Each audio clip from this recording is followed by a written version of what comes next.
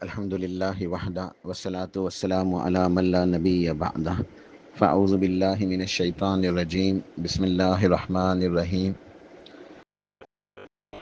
قیامت کے مراحل میں سے اگلا مرحلہ ہے قیامت کا قائم ہونا اور سور کا پھونکا جانا، یعنی جب سور پھونکی جائے گی تو مخلوق میں جو ہے سب کے سب ختم ہو جائیں گے، پوری دنیا پوری کائنات ختم ہو جائے گی، کوئی باقی نہیں بچے گا۔ تو یہ ایک دن مقرر ہے، اللہ کا امر آئے گا، اللہ کا حکم ہوگا، قیامت قائم ہو جائے گی۔ اللہ سبحانہ و تعالیٰ نے اس کے بہت سارے دلائل قرآن پاک کے اندر اور سنت کے اندر، احادیث کے اندر بھی موجود ہیں، نقل فرمائے ہیں۔ اللہ پاک نے ارشاد فرمایا سورہ واقعہ کے اندر، بسم اللہ الرحمن الرحیم، اذا وقعت الواقعہ لیس لوقعتہا کاذبہ، کہ جب واقع ہو جانے والی یعنی قیامت واقع ہو جائے گی، اور اس کے واقع ہونے میں یعنی قیامت کے آنے میں کوئی جھوٹ نہیں ہے، اس کے واقع ہونے کے وقت کوئی بھی جھٹلانے والا نہیں ہوگا۔ اس میں کسی قسم کا جھوٹ نہیں ہے کہ قیامت نے واقعی قائم ہونا ہے، قیامت نے آنا ہے، یہ برحق ہے۔ تو قیامت کے قائم ہونے میں کوئی جھوٹ نہیں ہے، اور اس کے واقع ہونے کے وقت کوئی بھی جھٹلانے والا نہیں ہوگا۔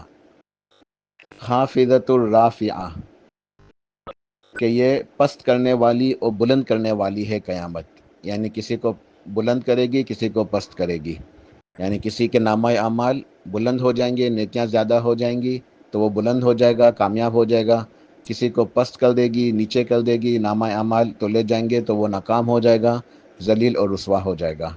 تو پست کرنے والی ہے، بلند کرنے والی ہے۔ اذا رجت الارض رجا، اور جب زمین نہایت بری طرح سے ہلا دی جائے گی، قیامت قائم ہوگی تو زمین ختم ہو جائے گی، سب کے اندر ایک بہت بڑا زلزلہ آ جائے گا، زمین ہل جائے گی، پوری کائنات، یہ سورج، چاند، ستارے، نظام شمسی پورا درہم برہم ہو جائے گا۔ وبست الجبال بسا، اور پہاڑ ریزہ ریزہ کر دیے جائیں گے۔ فکانت ہباء منبثا، تب وہ پراگندہ غبار جیسے ہو جائیں گے، روئی کے ذروں کی طرح، روئی کے غبار کی طرح وہ اڑ رہے ہوں گے، بکھر رہے ہوں گے، کائنات تہس نہس ہو جائے گی، درہم برہم ہو جائے گی، سب ختم ہو جائیں گے، پوری دنیا پوری کائنات تباہ کر دی جائے گی۔ وَكُنْتُمْ أَزْوَاجًا ثَلَاثًا، اور تم تین قسم کے کیٹیگریز کے اندر یا تین قسم کے گروہوں کے اندر بانٹ دیے جاؤ گے، تین الگ الگ طرح کے لوگوں میں سے ہو جاؤ گے۔ فَأَصْحَابُ الْمَيْمَنَةِ مَا أَصْحَابُ الْمَيْمَنَةِ، تو دائیں ہاتھ والے کیا ہی عمدہ لوگ ہیں جو دائیں ہاتھ والے ہیں، یعنی یہ کامیاب ہیں۔ جو قیامت والے دن جن کو نامہ اعمال دائیں ہاتھ میں دیا جائے گا وہ کامیاب ہوں گے۔ کیا بہترین یہ لوگ ہیں جو اللہ کی عبادت کر کے رب کو راضی کر کے آ گئے، اور یہ کامیاب ہوں گے، دائیں ہاتھ والے ہوں گے، اصحاب الیمین۔ وَأَصْحَابُ الْمَشْأَمَةِ مَا أَصْحَابُ الْمَشْأَمَةِ، اور بائیں ہاتھ والے کتنے ہی ناکام اور حقیر اور ذلیل اور رسوا ہوں گے، کتنے بیکار یہ لوگ ہیں جو ناکام ہو گئے، ان کے نامہ اعمال ان کے بائیں ہاتھ میں ملے گا، یہ اس امتحان کے اندر فیل ہو گئے، ناکام ہو گئے۔ تو کتنی ان کے لیے بہت بڑی جو نا یہ ناکامی ہے کہ یہ اللہ کے عذاب کے مستحق ہو جائیں گے۔ والسابقون السابقون، اور کچھ اور لوگ ہوں گے، ایک تیسری کیٹیگری، یہ بھی کامیابی ہیں لیکن ان کی کامیابی بہت ہی عالی شان ہے، یہ بہت ہی جو ہے نا وہ ایکسیلنس جسے کہتے ہیں نا، کہ بہت ہی ایکسیلنٹ درجے کے اوپر فائز ہوں گے۔ والسابقون السابقون، سبقت لے جانے والے، سبقت لے جانے والے تو کیسے ہی عظیم لوگ ہیں جو سبقت ہی لے جانے والے ہیں، سب سے آگے، سب سے اونچا مقام، سب سے اونچا، سب سے وی آئی پی یہ لوگ ہوں گے جو السابقون السابقون، سب سے اونچے مقام کے اوپر فائز ہوں گے، یعنی یہ بھی کامیاب ہیں۔ اصحاب الیمین یہ بھی کامیاب ہیں، لیکن اصحاب الیمین کی کامیابی عام کامیابی ہے کہ وہ ہیں جنتی، لیکن یہ جو والسابقون السابقون ہیں یہ ان سے بھی اعلیٰ درجوں کو پہنچے ہوئے جنتی ہیں، یہ وی آئی پی ہیں، انہوں نے ایکسیلنس، پرائڈ آف پرفارمنس، سب سے اونچے جو انہوں نے کارکردگی دکھائی ہے، یعنی حسن کارکردگی، سب سے اونچا درجہ، سب سے بہترین، سب سے مقرب، سب سے اعلیٰ جنتوں کے مستحق، رب کے مقربین ہوں گے یہ۔ اولئک المقربون، یہی تو لوگ ہیں جو اللہ کے مقرب ہوں گے اس دن۔ سابقون السابقون، یہ اللہ کے مقرب ہوں گے، اللہ کے قریب ہوں گے، سب سے اونچی جنتوں میں ہوں گے، فی جنات النعیم، نعمتوں والے جنتوں میں، نعمتوں والے باغات میں، یعنی فردوس اعلیٰ، جنت عدن کے یہ وارث ہوں گے۔ تو ان آیات کے اندر سورہ واقعہ کے ابتدائی آیتیں ہیں، اس میں قیامت کا جو ہے وہ تذکرہ موجود ہے، اور پھر اس بات کا بھی تذکرہ موجود ہے کہ قیامت والے دن جب سب کو دوبارہ سے اٹھایا جائے گا، کچھ کامیاب ہوں گے، کچھ ناکام ہوں گے۔ کامیاب اصحاب الیمین ہیں، ناکام اصحاب المشمہ ہیں، بائیں ہاتھ والے اصحاب الشمال، اور تیسرے ہیں سابقون السابقون، سب سے اونچے درجات والے۔ اللہ پاک نے کئی مقامات کے اوپر ان حقائق کو بیان کیا ہے۔ ایک بہت عظیم صورت ہے، اللہ پاک نے اس کا ابتدا ہی بہت عظیم طریقے سے انسان کو جھنجھوڑنے والے انداز میں، قرآن کا اسلوب بہت ہی پر تاثیر ہے، اثر کرنے والا ہے۔ اگر کوئی انسان قرآن پاک کے اندر غور و فکر کرے، تدبر کرے، تذکر کرے، تو نصیحت کے لیے یہ کافی ہے۔ بہت ہی پر تاثیر انداز میں اللہ پاک نے ایک سورت کی ابتدا کی ہے۔ بسم اللہ الرحمن الرحیم۔ الحاقہ، الحاقہ، حقیقت، ثابت ہونے والی، ریئلٹی۔ ملحاقہ، کیا ہے حقیقت، کیا ہے وہ ثابت ہونے والی، کیا ہے ایکچوئل ریئلٹی جس کے اندر کوئی شک کی گنجائش نہیں ہے۔ الحاقہ، گویا اللہ کی طرف سے ایک جو نا ہتھوڑی کی طرح ضرب لگ رہی ہے انسان کے دل و دماغ کے اندر، کہ انسان غور و فکر کرے، تدبر کرے، تذکر کرے، سوچے سمجھے۔ الحاقہ، الحاقہ، حقیقت، حقیقت، سمجھو، ہوش میں آؤ، عقل کے ناخن لو۔ ملحاقہ، کیا ہے وہ حقیقت، کیا ہے وہ ریئلٹی، کیا ہے، کیا چیز ہے۔ ملحاقہ، وما ادراک ملحاقہ، اور تم کیا سمجھتے ہو کہ وہ حقیقت کیا ہے۔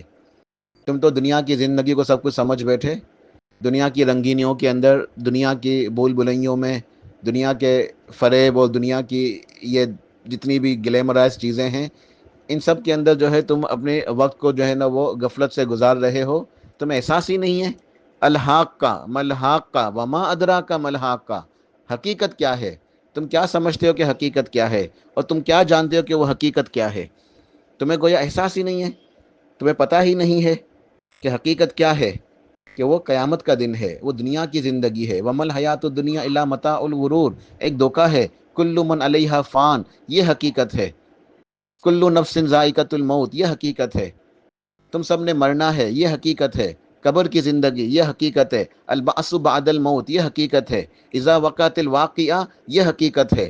جب سور پھونکی جائے گی، یہ حقیقت ہے، یہ حقیقت ہے۔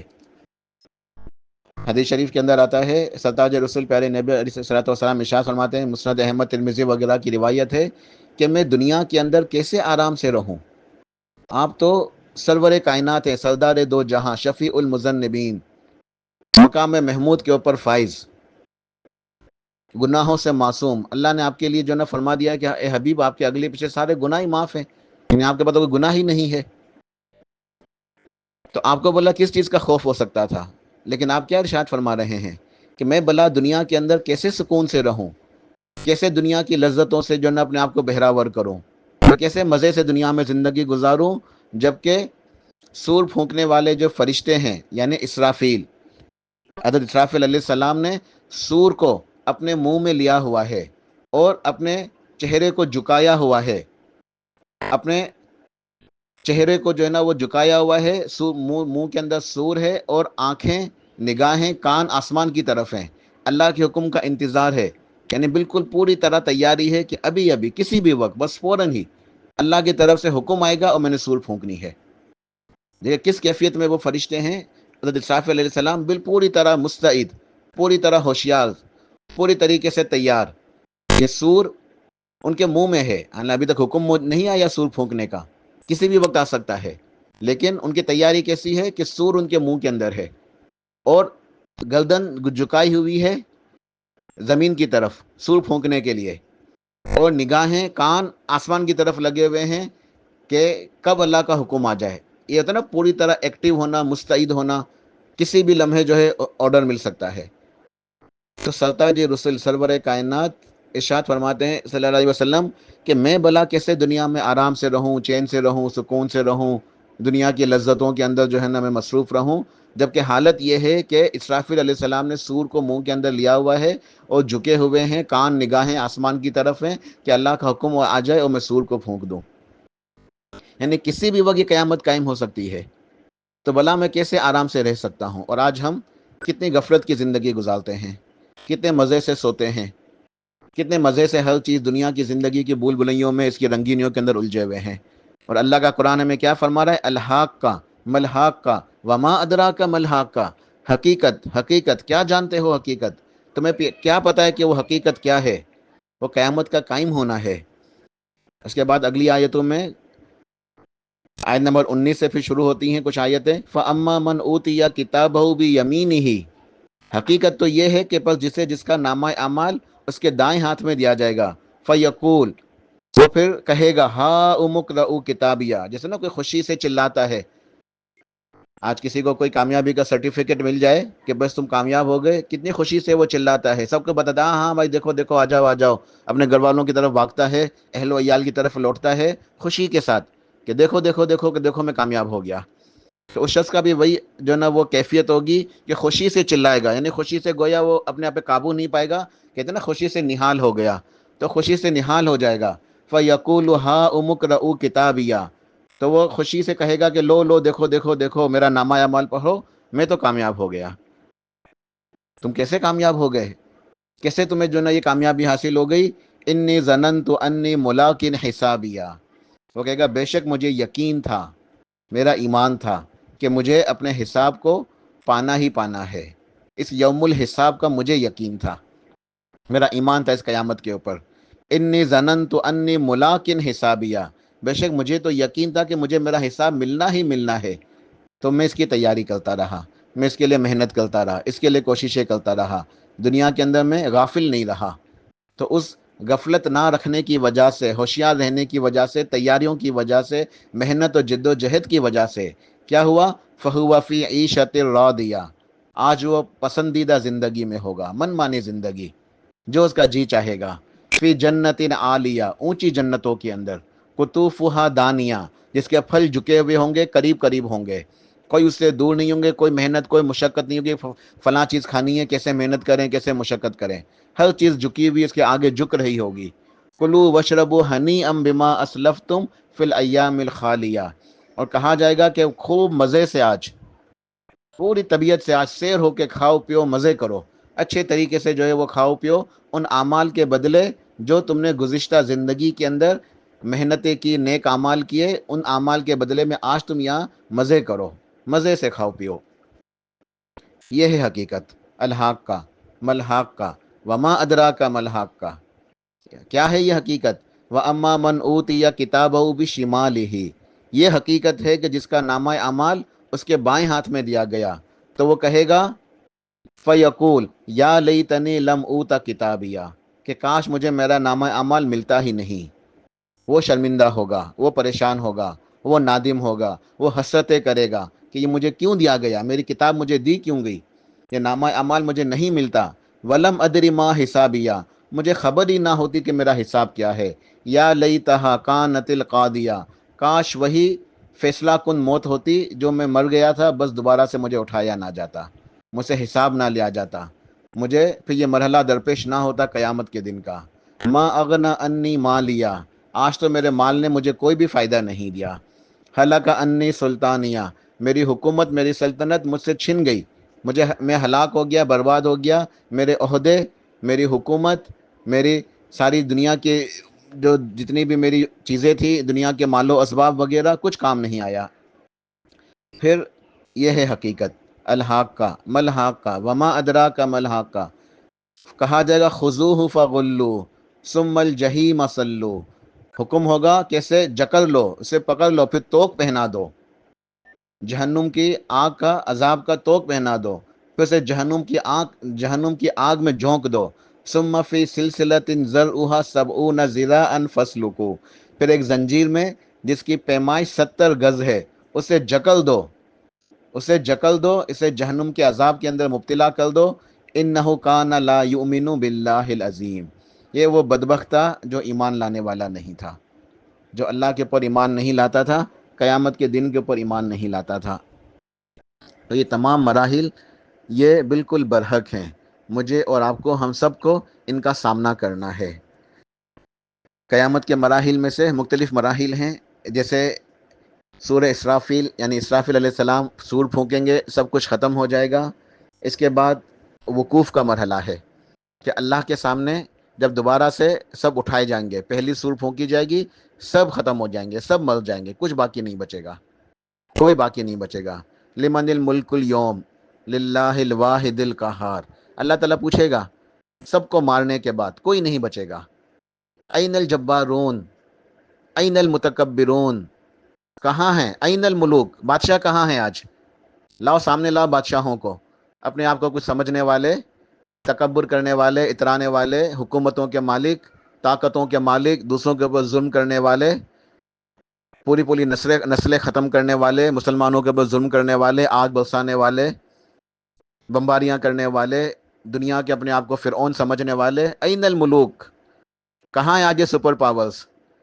کہاں ہے یہ یہودی؟ کہاں ہے یہ امریکہ؟ کہاں ہے یہ سب آج؟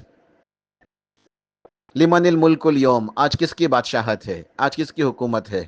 این الجبارون، کہاں ہے جبر کرنے والے، ظلم و زیادتی کرنے والے؟ این المتکبرون، کہاں ہے تکبر کرنے والے، کچھ اپنے آپ کو سمجھنے والے، ایک طاقت کے نشے کے اندر جو چور لوگ کہاں ہیں آج؟ کوئی اللہ کو جواب دینے والا نہیں ہوگا۔ اس رب کبریا ذات رب کبریا جل و علا، اس کی ذات بابرکت اکیلی قائم ہوگی، کوئی مخلوق نہیں ہوگی۔ سب کو مارنے کے بعد اللہ پوچھے گا لمن الملک اليوم، کس کی حکومت ہے آج؟ کوئی جواب نہیں ملے گا، کوئی جواب دینے والی مخلوق ہے ہی نہیں، وہ خود اپنے آپ کو جواب دے گا، رب للہ الواحد القہار، آج اس اکیلے اللہ کی حکومت ہے جو اکیلا ہے لیکن کمزور نہیں ہے، واحد اکیلا ہے لیکن قہار ہے، زبردست ہے، قوتوں والا ہے، طاقتوں والا ہے۔ پھر اللہ کے حکم سے مخلوق دوبارہ پیدا ہوگی، پھر اللہ تعالیٰ فرشتوں کو پیدا کریں گے، پھر اسرافیل علیہ السلام پیدا ہوں گے، پھر سور پھونکیں گے، پھر قیامت قائم ہوگی، پھر سب کو دوبارہ سے اٹھایا جائے گا۔ تو یہ دو سور ہیں، پہلے مرحلے میں سب کو مار دیا جائے گا، ختم کر دیا جائے گا، پھر دوسرے مرحلے میں دوبارہ سے پیدا کیا جائے گا، پھر اس کے بعد وقوف کا مرحلہ ہے، قیامت کے میدان میں سب قائم ہوں گے، سب کھڑے ہوں گے۔ اور یہ مرحلہ بھی کتنا بیانک ہے، کتنا ہولناک ہے، حدیث شریف کے اندر آتا ہے کہ بڑی عظیم اس کی کیفیت ہے کہ مخلوق اتنی پریشان ہوگی، زمین چٹیل میدان ہے، دہک رہی ہوگی تپش سے، سورج اتنے قریب ہوگا گویا کہ ایک نیزے کے برابر یا 1.25 میل کے فاصلے پہ، اللہ ہی اس کی کیفیت کو جانتا ہے۔ لوگ اپنے پسینوں کے اندر غرق ہوں گے،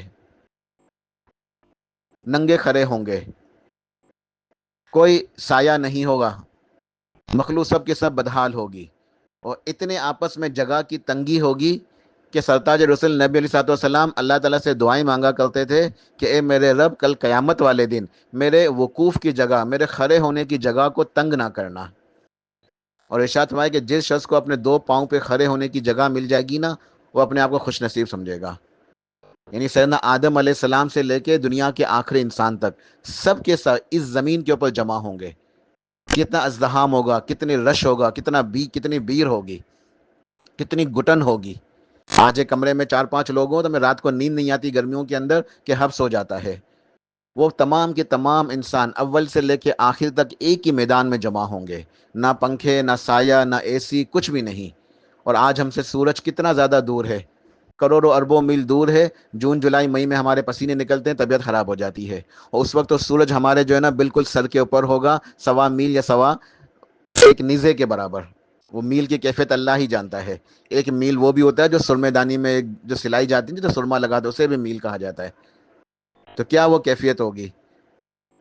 حدیث شریف کے اندر آتا ہے کہ سب لوگ تمنا کریں گے کہ اس عذاب کو، یعنی اس عذاب کو برداشت کرنے کی طاقت نہیں ہوگی۔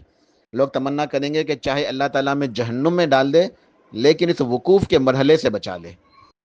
اس وقوف کے مرحلے سے یعنی قیامت کے میدان میں کھڑے ہونا، صرف ابھی تک عذاب شروع نہیں ہوا، حساب کتاب ہی نہیں ہوا ابھی تک، تو کوئی جہنم میں گیا ہی نہیں ہے، لیکن مخلوق تمنا کرے گی کہ چاہے اللہ تعالیٰ میں جہنم میں ڈال دے لیکن اس عذاب سے، کھڑے ہونے کے عذاب سے بچا لے۔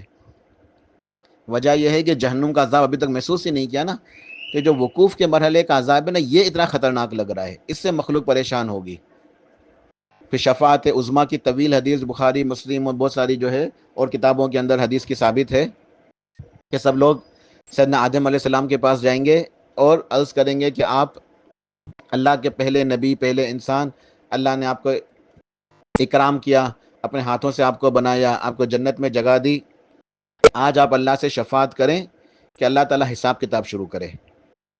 یہ شفاعت کس کے لیے ہوگی؟ صرف اللہ تعالیٰ نیچے آ جائے، اللہ اپنے عرش پہ مستوی، سب سے اعلیٰ، سب سے بلند، مخلوق نیچے پریشان، بدحال، بے بس، عاجز، عذاب کے اندر مبتلا، کھڑے ہونے کا عذاب جو ہے، وقوف کے مرحلے کا عذاب، تو درخواست کریں گے سیدنا آدم علیہ السلام کے کہ آپ جو ہے نا اللہ تعالیٰ سے درخواست کریں کہ اللہ تعالیٰ جو ہے اس مرحلے کو ہمارے لیے آسان کر دے، اللہ تعالیٰ حساب شروع کر دے، بس چاہے ہمیں جہنم میں ڈال دے کہ حساب تو شروع ہو جائے، یہ ہم سے برداشت نہیں ہو رہا کھڑے ہونا۔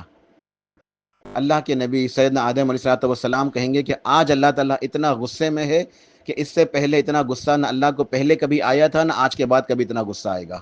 آج میری مجال نہیں ہے اللہ کے سامنے کچھ بھی عرض کرنے کی، آج میرا مقام نہیں ہے، اللہ کے سامنے میں بات نہیں کر سکتا آج۔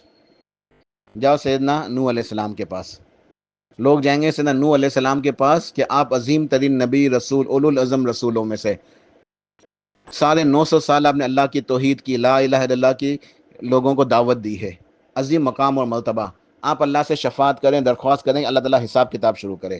وہ کہیں گے آج میرا کام نہیں ہے، آج اللہ اتنے غصے میں ہے کہ آج سے پہلے نہ کبھی اتنا غصے میں پہلے اللہ تعالیٰ تھا، نہ آج کے بعد اتنا غصے میں آئے گا، آج میں نہیں کر سکتا۔ جاؤ ابراہیم علیہ السلام کے پاس، سب جائیں گے ابراہیم علیہ السلام کے پاس، اللہ کے خلیل ہیں، اللہ کے حبیب ہیں، لیکن وہ منع کریں گے کہ نہیں، آج میرا کام نہیں ہے، آج اللہ تعالیٰ اتنا زیادہ ناراض ہے۔ جب موسیٰ علیہ السلام کے پاس، وہ کلیم اللہ ہیں، سب لوگ جائیں گے کہ آپ تو اللہ کے لاڈلے ہیں، اللہ کے لاڈلے نبی، رسول، اللہ آپ سے کلام کرتا تھا۔ وہ کلیم اللہ انکار کریں گے کہ آج میرا مقام نہیں ہے، آج میں نہیں کر سکتا۔ جاؤ روح اللہ کے پاس، عیسیٰ علیہ السلام کے پاس، سیدنا عیسیٰ علیہ السلام منع کریں گے کہ نہیں، آج میری مجال نہیں ہے، آج میری جرت نہیں ہے کہ اللہ کے دربار میں کچھ عرض کر سکوں۔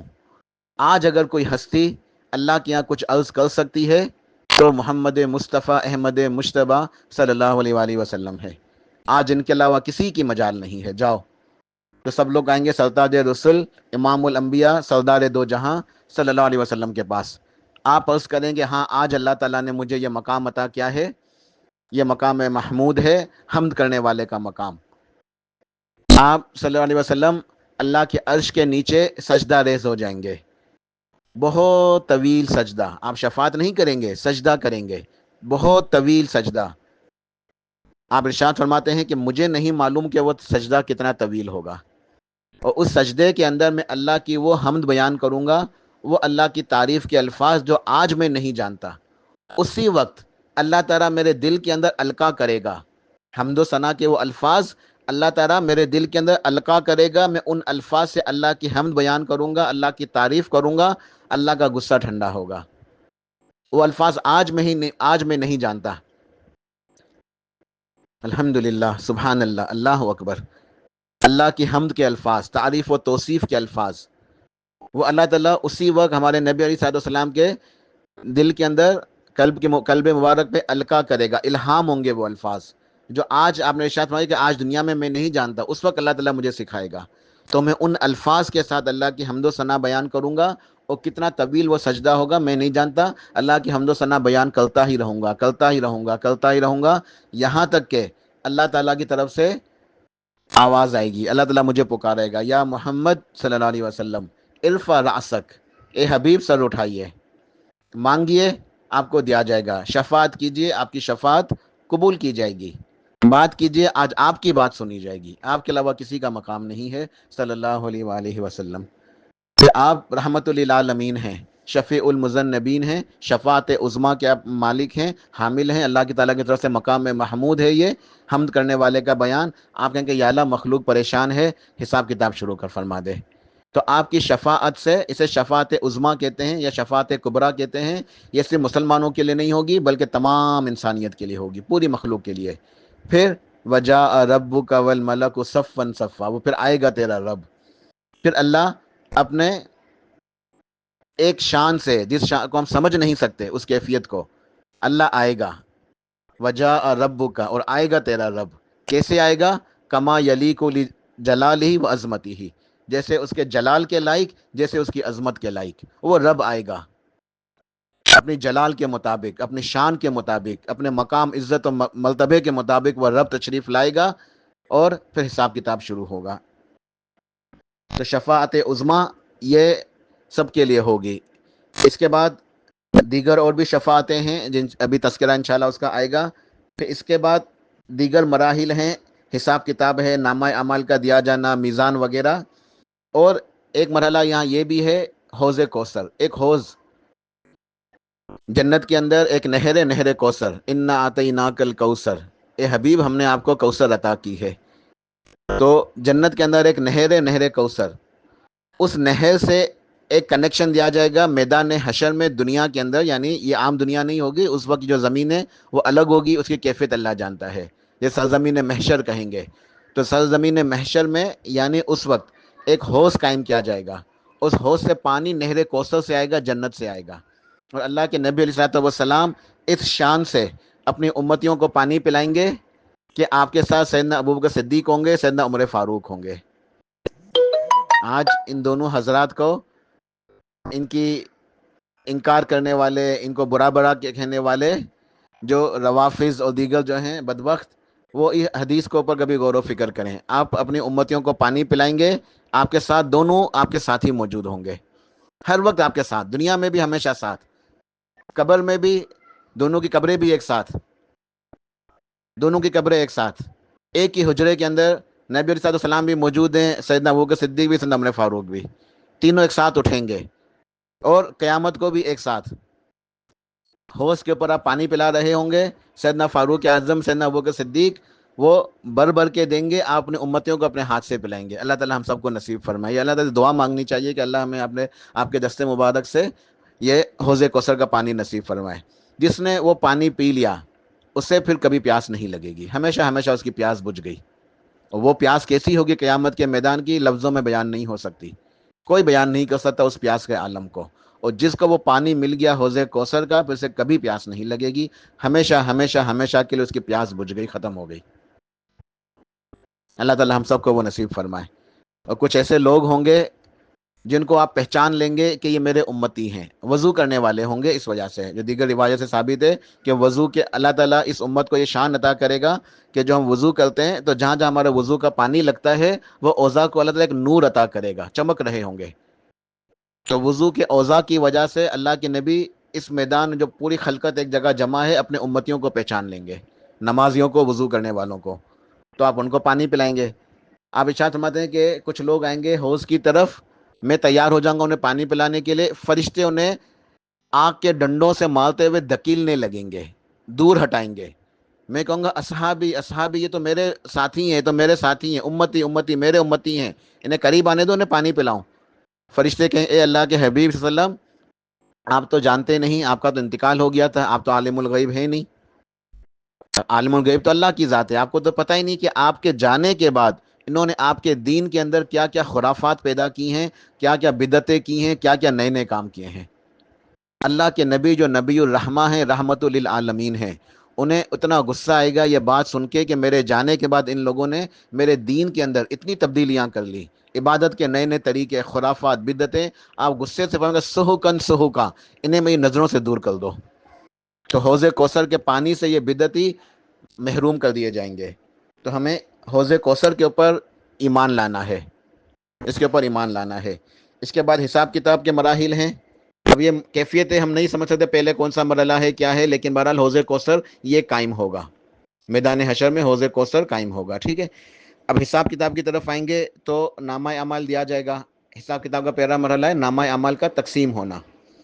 یہ نامہ اعمال جو کامیاب ہوں گے، پاس، ان کو سیدھے ہاتھ میں دیا جائے گا، اور جو فیل ہو جائیں گے ان کی دو کیفیتیں ہیں، ایک تو ان کو بائیں ہاتھ میں دیا جائے گا، دوسرا بائیں ہاتھ میں بھی پیچھے سے دیا جائے گا، سامنے سے نہیں دیا جائے گا، یعنی یہ اور ذلت ہے اور رسوائی ہے۔ جو کامیاب ہے انہیں تک عزت کے ساتھ سیدھے ہاتھ میں سامنے سے دیا جائے گا، اور جو ناکام ہوں گے انہیں پیچھے سے، پیٹھ کے پیچھے سے لینا ہوگا، الٹے ہاتھ سے، یہ ان کے لیے ایک ذلیل اور رسوائی، ذلت اور رسوائی کا ایک مقام ہوگا۔ تو یہ نامہ اعمال کی تقسیم. اس کے بعد میزان، ترازو کا قائم ہونا. یہ ترازو اللہ کی ایک مخلوق ہے، یہ ایک میزان ہے. تو یہ میزان کس طریقے سے وزن کرے گا، اس میں بھی دو چیزیں ہیں. یہ دو چیزوں کو جو ہے وہ چیک کرے گا، کیونکہ قیامت والے دن اعمال جو ہے وہ تولے جائیں گے، اعمال کا وزن ہوگا. یہ نہیں کہ اعمال کی صرف گنتی ہوگی. تو یہ دو چیزیں، ایک تو گنتی ہے اور ایک اس کا وزن ہے. گنتی کا تعلق تو یہ ہے کہ یہ دیکھا جائے گا کہ نماز ہے، مثال کے طور پہ اتنی زندگی تھی، اتنی نمازیں پوری ہیں، گنتی کرو، تو وہ کاؤنٹنگ ہے. اتنی زکوٰۃ بنتی تھی تو اتنی زکوٰۃ کاؤنٹ کرو کہ دی نہیں دی. اتنے رمضان آئے اس کی زندگی میں، بلوغت کے بعد اتنے روزے رکھے تو ان روزوں کی گنتی کرو. تو یہ گنتی بھی ہوگی، نمازوں کی گنتی، روزوں کی گنتی، زکوٰۃ کی گنتی. تو اعمال گنے جائیں گے، اور صرف گنے ہی نہیں جائیں گے، ساتھ میں تولے بھی جائیں گے، وزن بھی ہوگا. اور یہ دونوں کام یہ ترازو پہ ہوں گے، گنتی بھی ہوگی اور تولے بھی جائیں گے. جو تولنا ہے یہ quality, quantity plus quality. Quantity بھی پوری ہونی چاہیے، کوالٹی بھی پوری ہونی چاہیے. اور کوالٹی کیا ہے؟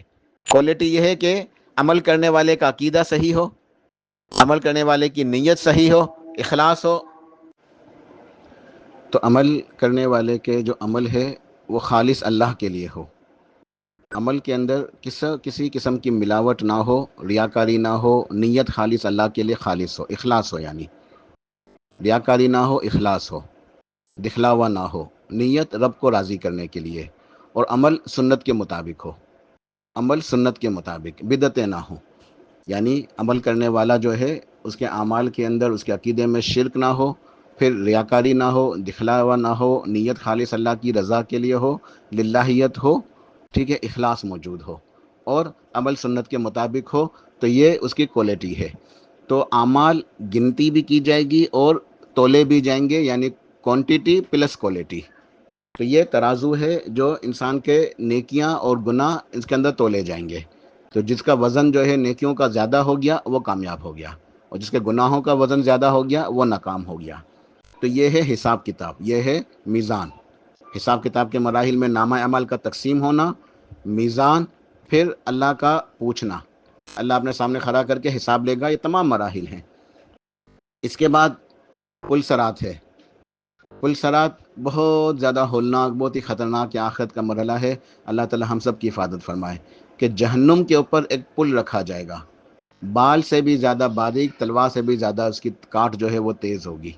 اور اللہ تعالیٰ کا حتمی فیصلہ ہے کہ تم سب نے اس کے اوپر سے گزرنا ہے. ہر کسی نے، جنتی نے بھی، جہنمی نے بھی، سب نے، کوئی بچ نہیں سکتا. پوری کی پوری مخلوق، سب کے سب گزریں گے، سب کو سب گزرنا ہوگا. بہت زیادہ ہولناک یہ مرحلہ ہے پل صراط کا. تو جو ناکام ہو جائیں گے نیچے گر جائیں گے. نیچے جہنم کی آگ دہک رہی ہے اور اندھیرا ہے. جہنم کی جو آگ ہے وہ کالی آگ ہے، سیاہ آگ ہے، سیاہ آگ. صرف ایمان کا نور ہوگا مومن کے پاس، جو اس نور کی روشنی کے اندر اس پل صراط کو اس نے طے کرنا ہوگا. کسی کا نور کم، کسی کا زیادہ. اور کوئی تیزی کے ساتھ گزر جائے گا، کوئی چلتے چلتے، کوئی بھاگتے بھاگتے، کوئی گرتے پڑتے. بہرحال، اور کوئی بھی ایسے بھی ہوں گے جو گریں گے، کٹیں گے، اٹھیں گے زخمی حالت میں. اس طریقے سے بھی جو ہے نا کچھ گزریں گے اور اس کو عبور کریں گے. اور کچھ ایسے بھی ہوں گے جو نیچے جہنم میں گر جائیں گے. تو یہ بہت ہی خوفناک مرحلہ ہے پل صراط کا. بہرحال اس کے بعد پھر آگے جو پل صراط کو کراس کر گیا، آگے پھر جنت ہے، آگے جنت ہے. تو یہاں شفاعت کے حوالے سے جو بات رہ گئی تھی وہ بھی مکمل کر لوں، کیونکہ میں چاہ رہا ہوں کہ اس وائس کے اندر یہ ساری چیزیں مکمل ہو جائیں، تاکہ آج کی کلاس میں ہم اپنے عقیدہ آخرت کو پورا کر سکیں. جو شفاعت ہے اس کے مختلف جو ہیں وہ مختلف قسم کی شفاعتیں ہیں. پہلی شفاعت جو ہے وہ تو یہی ہے کہ جو حساب کتاب شروع ہو جائے، یہ سب لوگوں کے لیے ہوگی. پھر اس کے بعد ایک شفاعت ہوگی، آپ جو ہے وہ جنت کا دروازہ کھلوائیں گے. جنت کا دروازہ ہمارے پیارے نبی صلی اللہ علیہ وسلم کے علاوہ کوئی کھلوا نہیں سکتا. جنت کھلے گی آپ کی دستک سے. آپ دستک دیں گے، فرشتے پوچھیں گے کون؟ آپ فرمائیں گے میں محمد صلی اللہ علیہ وسلم. فرشتے کہیں گے کہ ہمیں یہی حکم تھا کہ آپ ہی کے لیے جنت کھولی جائے گی. تو جنت کا دروازہ آپ نے کھلوانا ہے صلی اللہ علیہ وسلم. اس کے بعد آپ، اچھا، ہر مرحلے میں نا شفاعت کے آپ طویل سجدہ کریں گے، اللہ کے حمد و ثنا بیان کریں گے. ایک مرحلہ پورا، پھر آپ سجدے میں جائیں گے. پھر اللہ کی حمد و ثنا، پھر حکم ہوگا کہ میرے حبیب سر اٹھائیے، بات کیجئے، شفاعت کیجئے، آپ کی شفاعت کو قبول کیا جائے گا، پھر آپ شفاعت کریں گے، پھر سجدے میں جائیں گے، اس طرح 3-4 دفعہ الگ الگ ہوگا یہ، پھر آپ شفاعت کریں گے کہ یا اللہ میری امت کے لوگ جو جہنم میں چلے گئے انہیں جہنم سے نکال دیں، پھر آپ کے لیے ایک حد مقرر کی جائے گی کہ میرے حبیب جائیے، جن کے دلوں کے اندر اتنا بھی ایمان ہے ان کو جہنم سے نکال لیجئے، تو پھر آپ ان لوگوں کو جہنم سے نکالیں گے اور جنت میں لے جائیں گے، پھر آپ پھر سجدے میں جائیں گے، پھر طویل سجدہ، اللہ کی حمد و ثنا، پھر اجازت ملے گی، پھر آپ کہیں گے یا اللہ میری امتی جہنم میں ہے، پھر آپ کے لیے ایک حد مقرر کی جائے گی، حتیٰ کہ آتا ہے کہ جس کے دل کے اندر دانے کے برابر، مختلف روایت میں مختلف الفاظ ہیں، دانے کے برابر، جیسے گندم کا دانہ ہے، گیہوں کا دانہ وغیرہ، اتنا ایمان ہے اس کو بھی نکال لیں، پھر اس سے بھی کم، پھر اس سے بھی کم، پھر آخر میں فرمایا کہ جس کے دل کے اندر ذرہ برابر ایمان ہے اسے بھی جہنم سے نکال دیں، اور یہ سب وہ جو جہنم سے نکلیں گے وہی ہوں گے جو گنہگار ہوں گے، اپنے گناہوں کی وجہ سے جہنم میں چلے گئے، لیکن شرک نہیں کیا ہوگا انہوں نے، کیونکہ جن کے ساتھ شرک ہوگا نا، دنیا میں انہوں نے اپنے شرک کو معاف نہیں کرایا، اصلاح نہیں کی، رجوع نہیں کیا اللہ سے، اور شرک کی حالت میں جو مرے ہیں وہ کبھی جہنم سے نہیں نکلیں گے، لیکن جنہوں نے شرک نہیں کیا، دیگر گناہ ہوں گے، تو ان کو اللہ تعالیٰ اپنی رحمت سے، نبی صلی اللہ علیہ وسلم کی شفاعت سے نکال دیں گے۔ بہرحال مختلف مراحل ہیں شفاعت کے، تو اس کے بعد لوگوں کا جہنم سے نکلنا، اس کے بھی ہمارا ایمان ہے، اور یہ شفاعت پہ بھی ہمارا ایمان ہے، اور یہ شفاعت کس کے لیے ہوگی؟ جس نے خلوص سے دل کے ساتھ لا الہ الا اللہ کہا ہوگا، یعنی ایمان ہوگا، عقیدہ توحید ہو گئی، ٹھیک ہے، لیکن گناہ ہوں گے تو اپنے گناہوں کی وجہ سے جہنم میں جائیں گے، لیکن پھر جہنم سے نکلیں گے۔ تو یہ جو گنہگار ہیں ان کے حوالے سے یہ نقطہ پہ بھی ایمان رکھنا ضروری ہے، کچھ گنہگار ایسے بھی ہوں گے جو گنہگار ہیں اور ان کے پاس ایمان بھی ہے، عقیدہ توحید بھی ہے، اللہ تعالیٰ انہیں اپنی رحمت سے جہنم میں ڈالے بغیر اپنی رحمت سے ویسے ہی معاف کر کے جنت میں لے جائے گا، یعنی ایسے گنہگار بھی ہوں گے جن کے گناہ قیامت والے میدان میں بھی معاف کر فرما دے گا اللہ تعالیٰ۔ یہ بھی ثابت ہے کہ اللہ تعالیٰ کی مشیت کے اوپر معاملہ، اللہ تعالیٰ اپنی رحمت سے چاہے تو معاف کر دے اور جنت میں بھیج دے، اور اگر اللہ تعالیٰ چاہے تو گناہوں کے سبب جہنم میں ڈال دے، پھر وہ جہنم سے نکلیں گے۔ لیکن جو موحد ہے، توحید والا، لا الہ الا اللہ کا اقرار کرنے والا، اس کے تقاضوں کو پورا کرنے والا، جس نے اخلاص کے ساتھ کہا ہوگا، وہ ہمیشہ ہمیشہ جہنم میں نہیں رہے گا، ہمیشہ ہمیشہ جہنم میں وہی رہیں گے جو کافر ہیں، مشرک ہیں، شرک کرنے والے، کفر کرنے والے، منافق، ملحد، اس قسم کے لوگ ہمیشہ ہمیشہ کی جہنم میں رہیں گے، وہ کبھی نہیں نکلیں گے۔ تو جب یہ سارے مراحل طے ہو جائیں گے، اور شفاعت کے بھی مختلف مراحل ہیں، سب سے پہلے تو آپ شفاعت کریں گے، پھر دیگر انبیاء کریں گے، پھر اللہ تعالیٰ اور لوگوں کو بھی جو ہے نا وہ اس بات کی جو ہے نا وہ عزت افزائی کرے گا، ان کو بھی موقع دے گا، شہید بھی کریں گے، علماء بھی کریں گے، پھر اسی طریقے سے جو نیک لوگ ہیں، اولیاء کرام، صالحین، بزرگ، ان کو اللہ تعالیٰ اجازت عطا فرمائے گا کہ وہ بھی شفاعت کریں گے، لیکن شافع بھی اللہ کی مرضی سے، مشفوع بھی اللہ کی مرضی سے، یہ اللہ کے حکم سے ہوگا، کسی کی مرضی نہیں چلے گی، جیسے آج لوگ عقیدہ رکھتے ہیں بھائی ہمیں فلاں بچا لیں گے، فلاں ہماری شفاعت کریں گے، نہیں، یہ شفاعت منفی ہے، یہ جو شفاعت ہوگی یہ اللہ کے حکم سے، اللہ کے اذن سے ہوگی، شافع وہ بھی اللہ کی مرضی سے، مشفوع بھی اللہ کی مرضی سے، یعنی شفاعت کون کرے گا یہ بھی اللہ کے حکم سے، اس کا اختیار بھی اللہ کے پاس ہے، شفاعت کس کے لیے ہوگی اس کا اختیار بھی اللہ کے پاس ہے، شفاعت کے معاملے میں کسی کے پاس اختیار نہیں ہے سوائے اللہ کے۔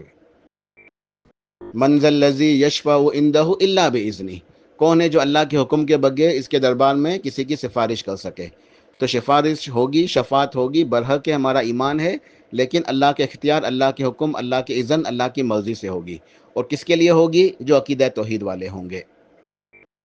تو اسی طریقے سے شفاعت کے بعد، اچھا سب شفاعت کر لیں گے، اس کے بعد آخر میں اللہ تعالیٰ خود اپنی رحمت سے جہنمیوں کو نکالے گا، جنہوں نے لا الہ الا اللہ کہا۔